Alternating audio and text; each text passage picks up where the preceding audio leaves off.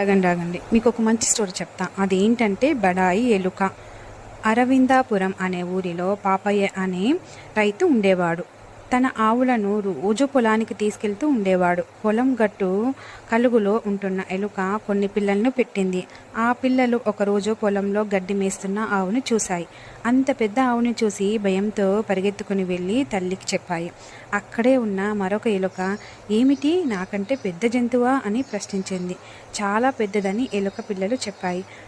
ఆ ఎలుక కలుగులోకి పోయి బాగా ఆహారం తిని వచ్చి, ఇప్పుడు చూడండి, మీరు చూసిన జంతువు శరీరం ఇంతకంటే పెద్దగా ఉంటుందా అని ప్రశ్నించింది.